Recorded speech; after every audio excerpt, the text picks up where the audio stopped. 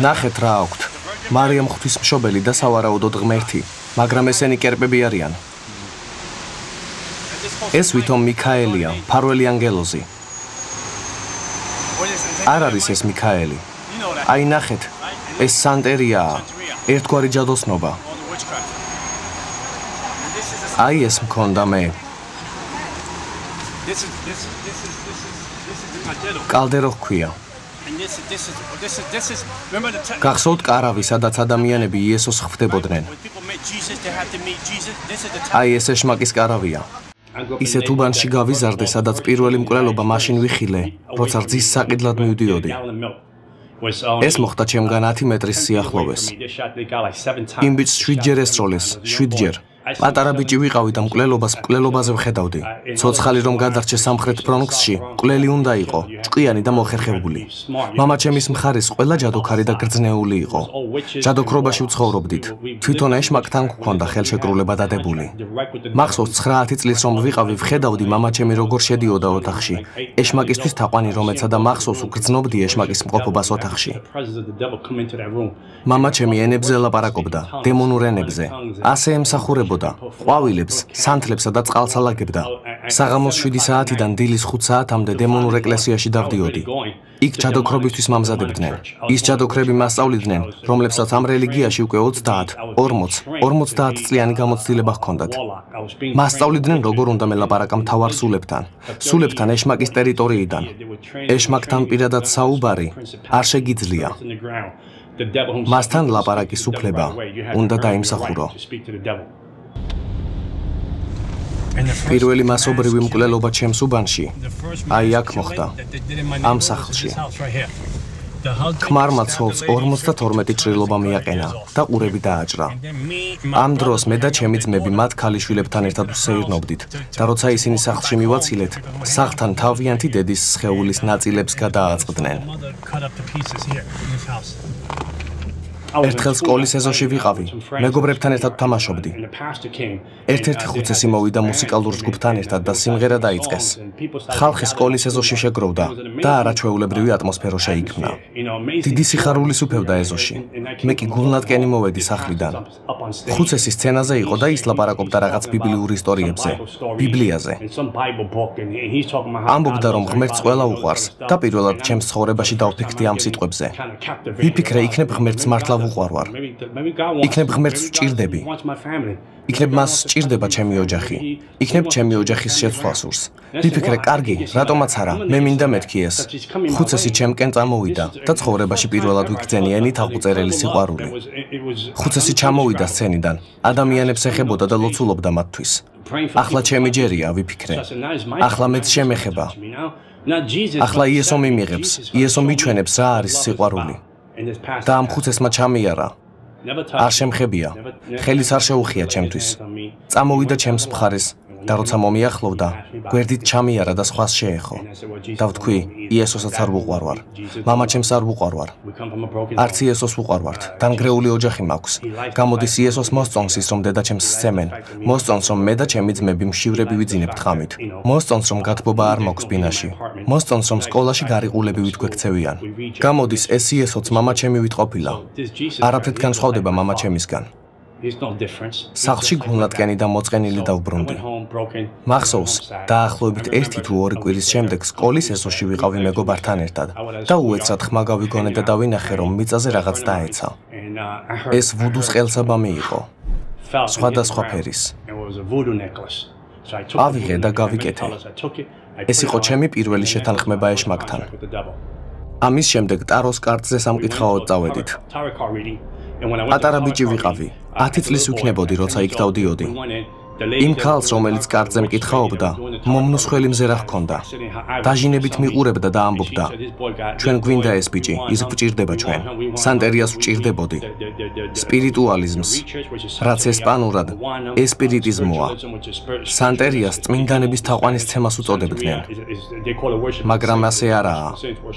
ეს დემონების თაყვანისცემაა. ისინი ამბობდნენ, ჩვენ გვჭირდება ეს ბიჭი და თუ მას არ მოგვიყვანთ, 30 დღეში მხედველობას დაკარგავსო. დედა ჩემი სასოწარკვეთილი იყო. მან მთელი ავეჯი გაყიდა, საწოლი, საძინებელი და იატაკზე იძინებდა, რომ ჩემი პირველი ცერემონიისთვის $250 მოეგროვებინა. იმდენად იყო შეშინებული, არ უნდოდა რომ მხედველობა დამეკარგა. მათ ჩემი თავი ბნელ მხარეს მიუძღვნეს. მაშინ 10 წლის ვიყავი. ეს იყო ჩემი პირველი შეხვედრა ეშმაკთან. ის გამოჩნდა და მიიღო ჩემი სიცოცხლე მისთვის შეწირულ მსხვერპლად. მათ 5 მძივი ჩამომკიდეს კისერზე. ეს იყო 5 საშინელი მთავარი დემონი სატანის მბრძანებლობის ქვეშ. 5 დემონი, რომელიც სანტერიას წარმოადგენდა. მითხრეს, ესენი იქნებიან შენი სულიერი დამრიგებლები, შენი მფარველი ანგელოზები და ამიერიდან შენს ცხოვრებაზე ისინი იზრუნებენო. ეს შენობა თითქმის დაცარიელებული იყო. მე და ჩემი ძმა მოვდიოდით ხოლმე და წყლის ტუმბოდან წყალი მიგვქონდა. ამ შენობაში არსებული ყველა ბინა მიტოვებული იყო. მარტო ჩემი ოჯახი და კიდევ 2 სხვა ოჯახი ცხოვრობდით აქ. მთელი ჩემი ბავშვობა უკავშირდებოდა ეშმაკის თაყვანისცემას. დემონის ეკლესიაში სიარულს. ამ ეკლესიაში საღამოს 7-დან დილის 5 საათამდე ვიყავი. ჯადოქრები, გრძნეულები მასწავლიდნენ ფერების, მთავრობების მნიშვნელობას, რომელ რეგიონს რომელი სული მართავდა. ვინ მართავდა ამ მთავრობას, რა ეწოდებოდა მას. 13 წლის ასაკში უკვე ასტრალურად ვაპროექტებდი ჩემს სხეულს ვტოვებდი და სხვადასხვა რეგიონში მივდიოდი და წყევლას ვუშვებდი. პროსტიტუციის სულს, ნარკომანიის სულს ვუშვებდი უბანში.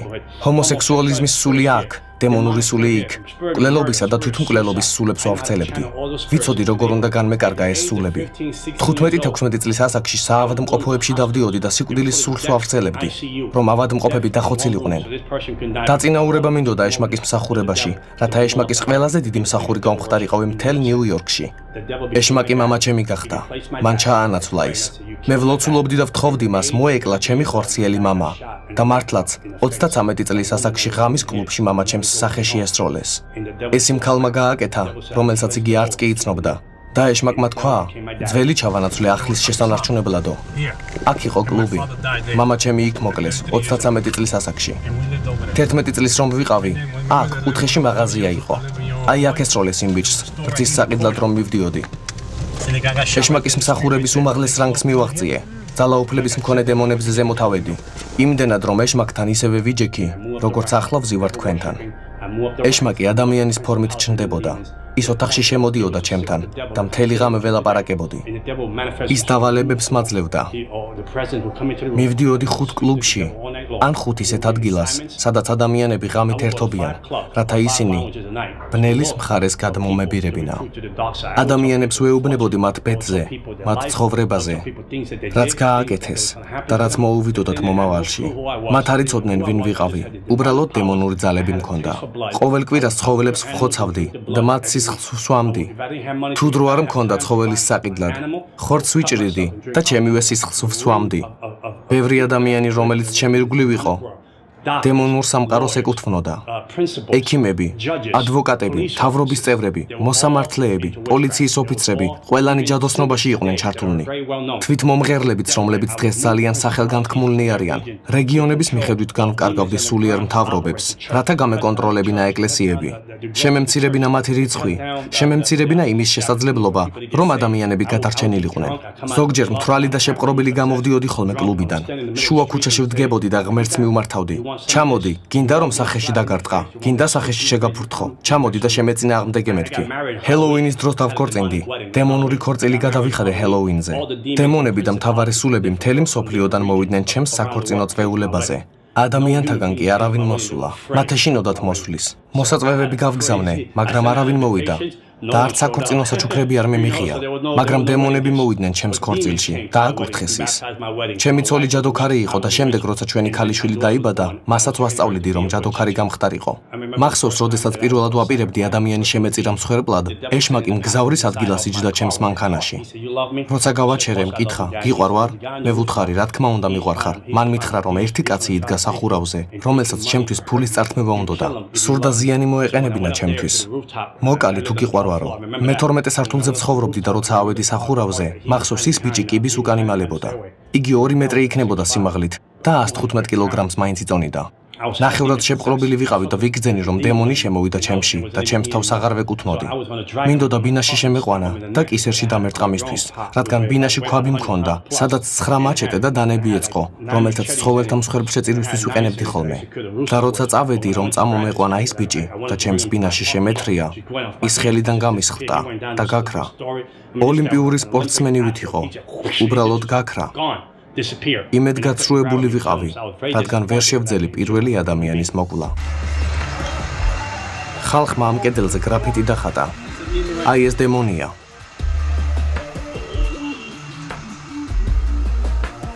შეხედეთ, დემონი, რომელიც ჯოჯოხეთის კარიბჭეებს განკარგავს.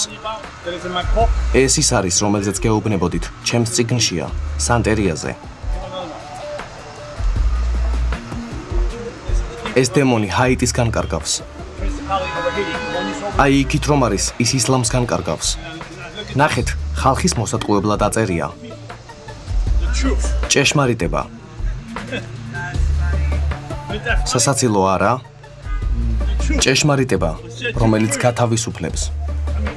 ეს იმიტომ დახატეს, რომ ხალხს აფიქრებინონ, თითქოს ისინიც ამის ნაწილნი არიან.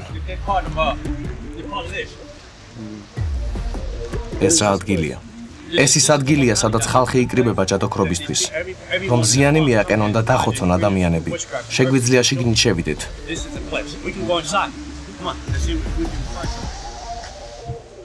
თუ გეტყოდით, რომ ვაპირებდი 30 დღეში მომეკალით, მზად უნდა ყოფილიყავით დასაფლავებისთვის, რადგან ნამდვილად ვიყავი ამის გამკეთებელი. არ მაღელვებდა ვინ იქნებოდი, ვის იცნობდი, ან რას უწოდებდი შენს თავს. მაინც მოგკლავდი, გარდა იმ შემთხვევისა, თუ ნამდვილი ურთიერთობა გექნებოდა იესო ქრისტესთან. ერთი ქალი, რომელიც ჩემ ქვემოთ ცხოვრობდა, მოვიდა და მითხრა, მომეკლა ის ქალი, რომელთანაც მისი ვარაუდით ქმარი ღალატობდა. ამ საქმის საფასურად რამდენი გადაგეხადოა მკითხა. ვუთხარი წასულიყო და გვიან დაბრუნებულიყო, სანამ ეშმაკს დაველაპარაკებოდი. ქალი დაბრუნდა და ეშმაკმა მითხრა, რომ მას უნდა ეყიდა ჩასასვენებელი. 21 შავი სანთელი და იმ ქალის სურათი სასვენებელში ჩასადებად, რომ ჯადოქრობა დაგვეწყო და მოგვეკლა. 21 დღეში ის მოკვდებოდა და შემდეგ უნდა დაგვესაფლავებინა. როცა ქალი დაბრუნდა, მას $10,000 მოვთხოვე. შემდეგ ვუთხარი, გიცნობ, კარგად მეკცეოდი, ჩემს სახლში მოდიოდი ხოლმე. 30%-ს დაგიკლებ, $7,000 მომეცი მეთქი. როცა ეს ქალი მიდიოდა ჩემი სახლიდან, მითხრა, სხვათა შორის, ის ქრისტიანიაო. ამის შემდეგ ვუთხარი, უფასოდ მოვკლავ მეთქი. ფული არ მჭირდება, უფასოდ მოვკლავ. კარგ გაკვეთილს ვასწავლი ამ ქრისტიანებს მეთქი. არ მჭირდება შენი ფული და დავიწყე ვუდუს გაკეთება. ჯადოქრობდი. 21 დღე გავიდა, მაგრამ ის ქალი არ მოკვდა. 1 თვე გავიდა და არ მოკვდა. გამიკვირდა რა ხდება მეთქი. ვიფიქრე, ჩემს რეპუტაციას შეექმნა საფრთხე. ეშმაკს მოვუხმე. დემონებს მოვუხმე. ჯადოქრობა. მაგია გავზარდე. გავაორმაგე ისე, რომ იმავე ღამით უნდა მომკვდარიყო, მაგრამ არაფერი მომხდარა. ერთხელ ოთახში ვიყავი და ეშმაკი გამოჩნდა. ვიგრძენი როგორ შემოვიდა ოთახში. მან მითხრა, რომ უნდა გაგვეუქმებინა გეგმა იმ ქალის შესახებ, რომლის მოკლასაც ვაპირებდით. მე ვკითხე, რატომ უნდა შევწყვიტოთ მეთქი? ჩემი რეპუტაციაა საფრთხის ქვეშ. მე ხომ ჯადოქარი ვარ, მაგი ვარ. თუ არ მოვკლავ ამ ქალს, იფიქრებენ, რომ ძალები არ მაქვს. ეშმაკმა მითხრა, შენ არ გესმის. ღმერთმა, რომელსაც ის ემსახურება, თქვა, რომ თავი დაანებო და არ შეეხო მას. და მე ვკითხე, ვინაა ის ღმერთი? მიპასუხა, ღმერთი, რომელსაც ის ემსახურებაო. ძალიან გაუბრაზდი, რადგან ის ქალი ვერ მოვკალი.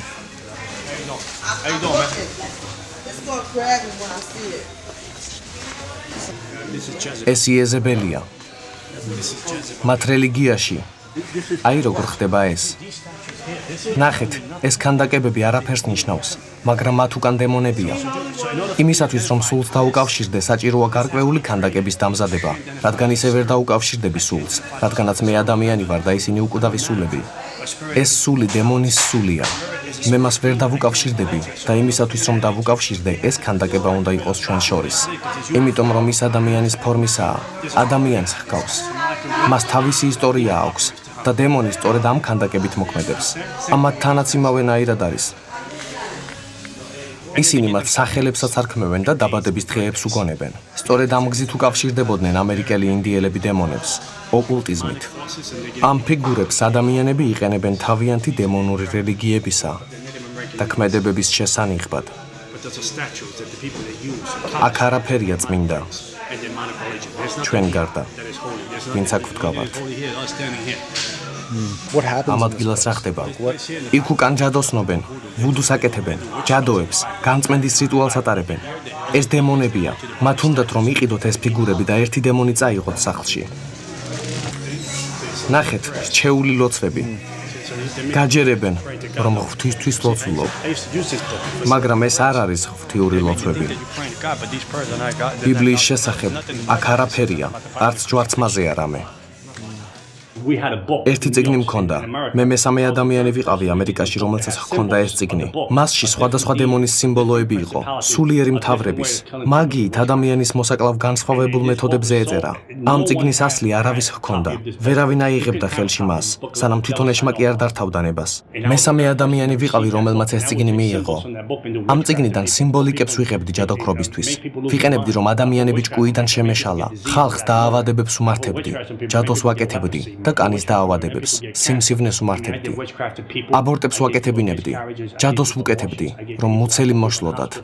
საავადმყოფოში ვაწვენდი ხალხს ოპერაციებისთვის, როცა სულ არ სჭირდებოდათ ოპერაცია. ადამიანებს ჭკუიდან ვშლიდი, ბიპოლარულობის სულს, შიზოფრენიის სულს, თვითმკვლელობის სულს ვაძლევდი. მთელი ღამეები ვლოცულობდი და ეშმაკს ველაპარაკებოდი ხოლმე, როცა ქრისტიანებს 1 საათიც კი არ შეუძლიათ ეკლესიაში ყოფნა. 1 საათსაც კი ვერ ლოცულობენ. სულიერი სამყარო უფრო რეალურია ვიდრე ფიზიკური, მაგრამ ჩვენ ვერ ვხედავთ ამას. და ყველაფერი რაც იესო ქრისტესგან არ არის დაცული, ადვილი სამიზნეა გასანადგურებლად. მაგალითად, ადვილად შემეძლო ათეისტის მოკვლა. ისინი ადვილად იხოცებოდნენ. ასევე იეჰოვას მოწმეებისაც. ადამიანებს, რომლებიც ამბობდნენ, რომ ეშმაკის არ სჯეროდათ, მათაც ადვილად ვხოცავდი, რადგან არ ეძებდნენ არანაირ სულიერ დახმარებას. მახსოვს ნიკი კრუზის ჯგუფი, სახელად Truth, ჩემს უბანში მოვიდა. ისინი ლოცულობდნენ, ღეროდნენ, ღვთის სიტყვას ავრცელებდნენ, სხვა უბნებშიც დადიოდნენ და იმავეს აკეთებდნენ. ამ ჯგუფის განადგურება მინდოდა. პატარა ბიჭები იყვნენ. 16, 17, 18, 20 წლისები. ვამბობდი, როგორ უკრავენ ამ საზიზღარ მუსიკას ჩემს რაიონში. როგორ ბედავენ ამას. ამ ბავშვების მოსპობა მოვინდომე, მაგრამ როცა მათთან მივედი, მათ ირგვლივ ცეცხლოვანი კედელი იყო აღმართული. ვერ შევაღწიე და ვერ შევეხე მათ. რაღაც ძალა უკან მაგდებდა. არ მიშვებდა. ვერ შევეხე ამ ბავშვებს. და ჩემთვის ვთქვი, რომ რაღაც რიგზე ვერ იყო იქ. რაღაც არ არის მეთქი კარგად. წამოვედი, დავტოვე ისინი და ვთქვი, თქვენ მოიგეთ პირველი რაუნდი მეთქი. ანუ ახლა აქ არიან სულები, რომლებიც თვალყურს გვადევნებენ? რა თქმა უნდა, თვალყურს გვადევნებენ. და ჩვენ დაცულები ვართ? კი, დაცულები ვართ. იესო ქრისტეს სისხლით ვართ დაცულები. ამაზე დიდი არაფერია. ისინი ვერ შეგვეხებიან. დაცვის ღობეა ჩვენ ირგვლივ. ჩვენ შეგვიძლია ვიაროთ ამ ადგილას, დემონები განვდევნოთ. შეგვიძლია შევრისხოთ ეს ადგილი იესოს სახელით და ეშმაკი ვერაფერს დაგვიშავებს. ძალიან ბევრი ფული მქონდა. ლამაზი მანქანები, ლამაზი ქალები მყავდა. ყველაფერი მქონდა. ჩემი უბანი შეძრწუნებული იყო იმით, რასაც წარმოვადგენდი. ამბობდნენ, თუ ამ ბიჭს შეეხები, მოგკლავს, შენი ოჯახის წევრებს დახოცავს, თუ შეეხები, იარაღიც არ სჭირდება, ძილში დაგიხოცავს ოჯახის წევრებს. ჩემი მამა არაჩვეულებრივი იყო, მან მომცა ჩემთვის წარმოუდგენელი ძალა, ისეთი ძალა, რომ ჩემი ყველას ეშინოდა, პოლიციას ეშინოდა ჩემი, დაცვას ეშინოდა ჩემი. ხალხი ეშმაკის შვილს მეძახდა, ქრისტიანებს ვაჩოქებდი, მაგრამ არასალოცავად, რადგან მათ ძალა არ ჰქონდათ. იმიტომ კი არა, რომ თქვენი ღმერთი არ იყო ყოვლის შემძლე, არასწორად არ გამიგოთ. არა. უბრალოდ თვითონ ადამიანი იყო სუსტი. ის არ ლოცულობდა, არ მარხულობდა და მას არ ჰქონდა ღმერთთან ურთიერთობა. მხოლოდ გარეგნულად იყო ვითომ ღვთისმოშიში, მაგრამ მასში ძალა არ იყო. ადამიანი სუსტი იყო, ვერაფერს აკეთებდა. მართალია ბიბლია ჰქონდა, სწორადაც იცვამდა, მაგრამ დაკავშირებული არ იყო იესო ქრისტესთან. იმიტომ რომ ის ადამიანი იყო ღვთის ნების, მისი აღთქმების უგულებელმყოფელი. შორს იყო უფლის ღვთიური მიზნიდან და ის ჩემი ხდებოდა. მე მას ვიმონებდი, ვანადგურებდი, ჯადოს ვუკეთებდი. ვაგრძელებდი ამის კეთებას ქრისტიანიდან ქრისტიანამდე, ოჯახებიდან ეკლესიებამდე.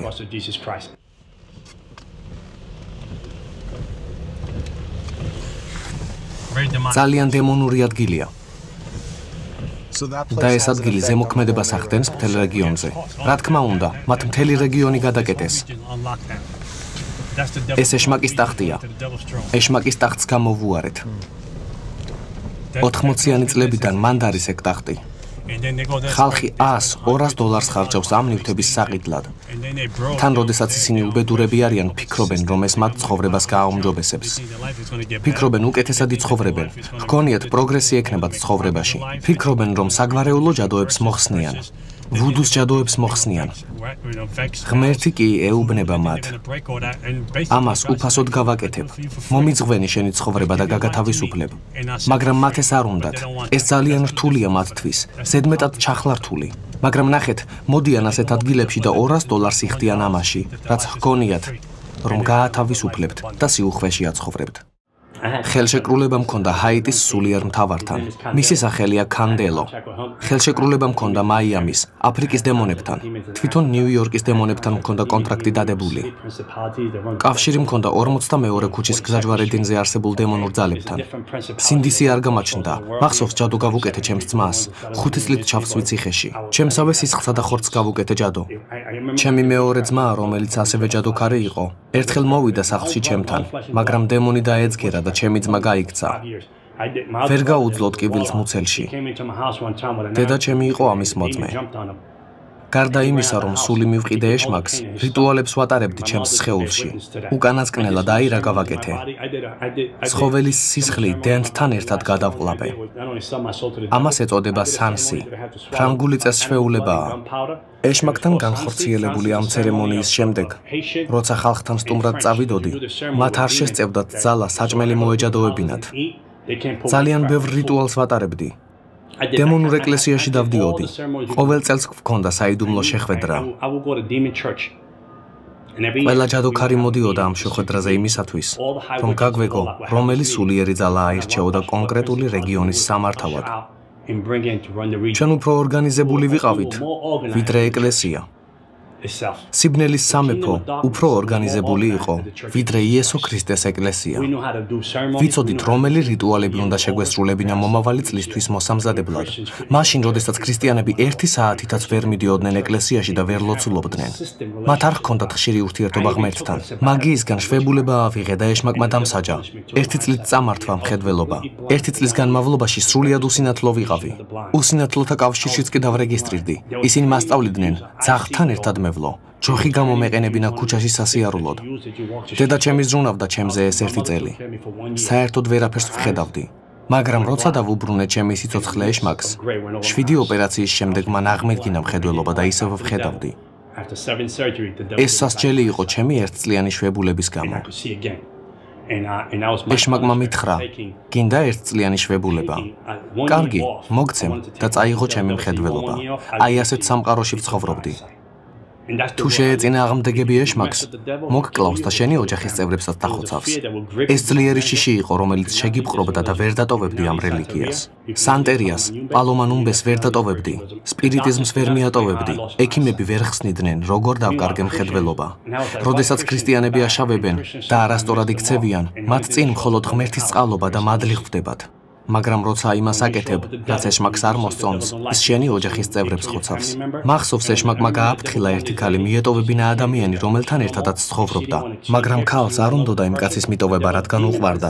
დემონით შეპყრობილმა ერთმა უსახლკარო კაცმა ჩაქუჩი აიღო, 17 ჯერ ჩაარტყა ამ ქალს თავში და მოკლა ის. ერთხელ ღამის კლუბიდან სახლში დავბრუნდი. ვიჯექი და ჯერი სპრინგერის შოუს უყურებდი. გასაგიჟებელი შოუ იყო. ადამიანები ერთმანეთს ურტყამდნენ და ეს ძალიან მახალისებდა. ვიცინოდი და ცხოვრებაში პირველად გავიგონე ხმა, რომელმაც მითხრა: შვილო, მე მალე მოვალ. როგორ აპირებ ცხოვრებას? მთელ ოთახში გაისმა ეს მკვეთრი ხმა. ვიფიქრე ტელევიზორიდან იყო, მაგრამ შემდეგ ვთქვი, ეს ტელევიზორი ვერ იქნება. ადამიანები ერთმანეთს სცემენ მეთქი. ეს სხვა ხმაა. ვიცოდი, ეს არ იყო ეშმაკის ხმა. ეშმაკის ხმას ვიცნობდი. ისე ვიჯექი ხოლმე მასთან, როგორც ახლა თქვენთან ვზივარ. ადამიანის სახით მოდიოდა და როცა შემოვიდოდა, ატმოსფერო იცვლებოდა. ის დაჯდებოდა ჩემთან და მელაპარაკებოდა მთელი ღამე. ვიცნობდი ყველა დემონს და სულიერ მთავარს, რომლებიც ყველაფერს განკარგავდნენ ამერიკაში, კანადაში. ვიცნობდი ყველა სულს, რომლებიც განკარგავდნენ ოკულტიზმს, New Age-ს, ბუდიზმს, ისლამს, სანტერიას, სპირიტიზმს. ყველა სულიერ მთავართან მქონდა კონტრაქტი. კავშირი მქონდა იეზებელის სულთან. ვიცნობდი დემონებს, რომელთა სახელები თქვენ არ გეცოდინებათ. ყველა მათგანს სახელებით ვიცნობდი, მაგრამ ეს ხმა განსხვავდებოდა სხვა ხმებისგან.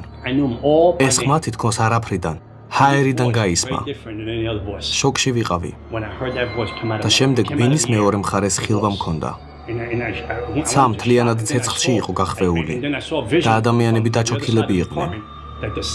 ხედავდი ხალხს, რომელიც გარბოდა ცეცხლისგან.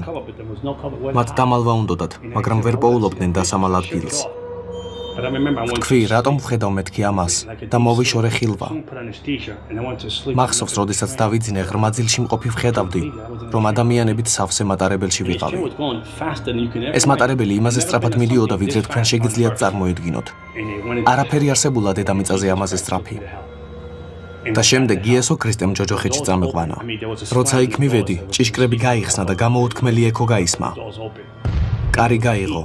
საშინელი სიცხე იყო, რომელიც თითქოს არსაიდან მოდიოდა, თუმცა ვგრძნობდი, რომ ვიგუდებოდი. მატარებელში მყოფ ადამიანებს სახეები არ ჰქონდათ, მაგრამ შიშს ვხედავდი მათში.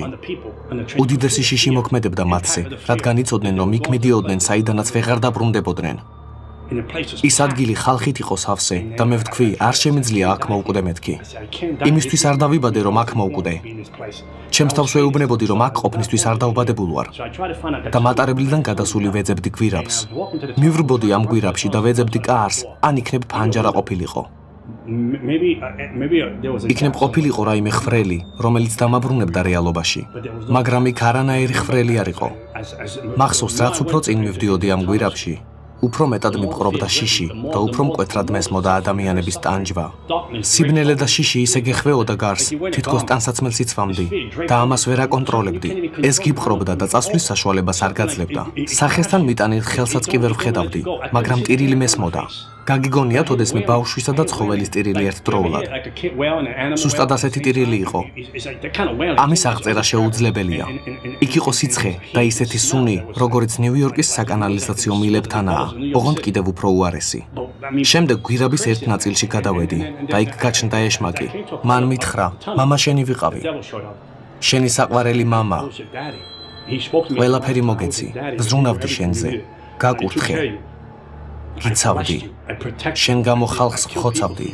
ყველაფერი მოგეცი, ძალა და სახელი მოგეცი სიბნელის სამეფოში. და როცა ადამიანები შენ წინააღმდეგ მიდიოდნენ, მე მათ ვანადგურებდი, რადგან ვიცოდი, რომ შენ ჩემი ჭურჭელი იქნებოდი დედამიწაზე ჩემი სამეფოს განვითარებისთვის. და ახლა გინდა რომ დამტოვო და მიღალატო? ის ამ ყველაფერს დემონურ ენაზე ამბობდა და მეც ამ ენაზე ვცემდი პასუხს. მე ვუთხარი, არა, არ გტოვებ, უბრალოდ არეული ვარ. არ ვიცი რა ხდება, მაგრამ მან მითხრა, ვიცი რომ გინდა მიმატოვო. აპირებ რომ ჩემი რელიგია გამოამჟღავნო, გამოააშკარაო, ვინ ვარ და როგორ მოქმედებ სულიერ რეალობაში. ისეთი რაღაცები გითხარი, რაც არასდროს არავისთვის მithქვამს. გენდობოდი და მინდოდა რომ უფრო მძლავრად გამომეყენებინე ჩემი სამეფოსთვის. უნდოდა რომ შევეპყარი, მაგრამ როცა ჩემთვის ხელის ჩავლება სცადა, იესო ქრისტეს ჯვარი გამოჩნდა. ვერ მივხვდი, როგორ შეიძლებოდა 1 მეტრის სიმაღლის ჯვარი გამოსახულიყო ჯოჯოხეთში. ჯვარი ეშმაკისკენ გავწიე და როცა მისკენ მივიტანე, ეშმაკი ჩვილი ბავშვივით იქცა. ის დადნა და ძალა გამოცლილი ძირს დაეცა.